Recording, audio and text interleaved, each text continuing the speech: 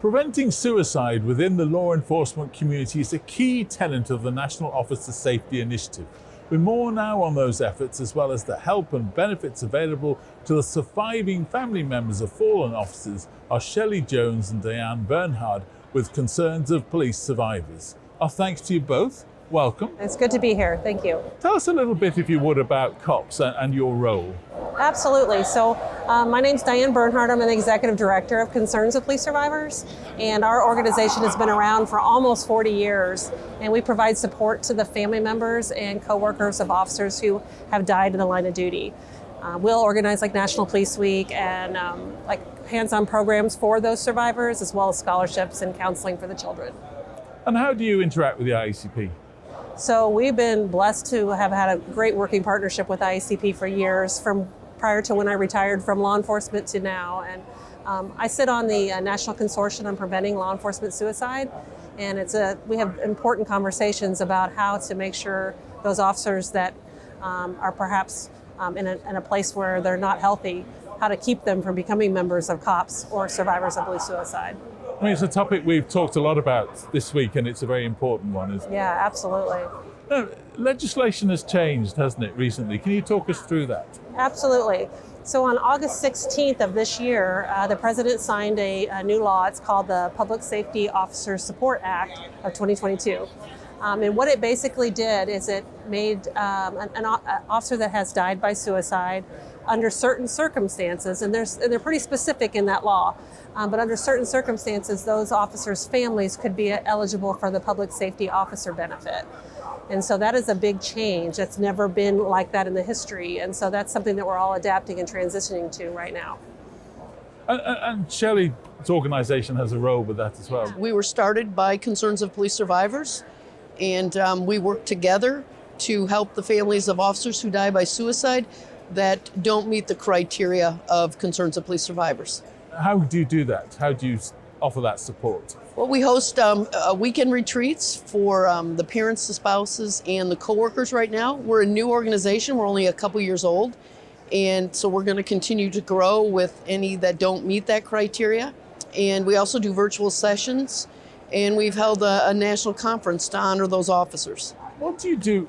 I mean, you were in law enforcement before you took up this job, but what advice would you give to a law enforcement agency where an officer had died, maybe through suicide?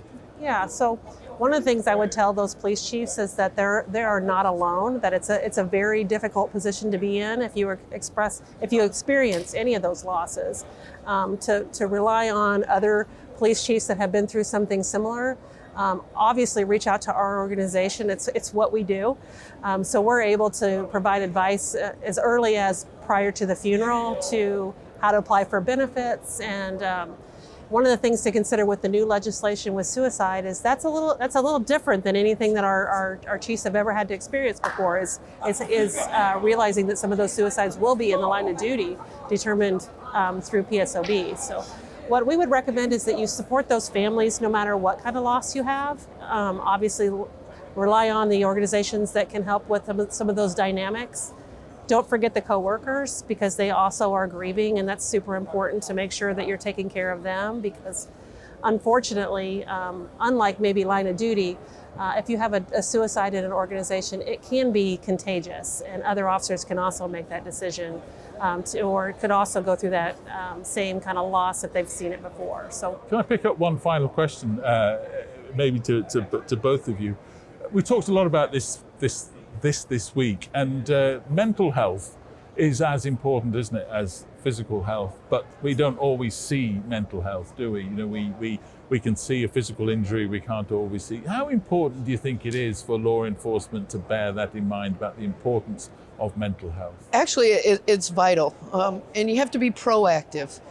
You know, today it's so hard to find officers, so you have to take extra care of those that you have and go that extra mile, and it's cheaper to get them mental health on a regular basis versus trying to hire a new person. So you got to take care of them, because the job is hard, and it's getting harder with time. And if we don't take care of them, they're going to need organizations like COPS and Survivors of Blue Suicide, and we don't want that. The only last thing I would say is to normalize it. I think if you make it a normal part of your business is taking care of the mental health, it's just one more checkup that you have, maybe once a year, maybe don't call it a checkup, maybe call it a check-in, that we just check in for a little support session once a year, and you can kind of gauge or take the temperature of where your officers are.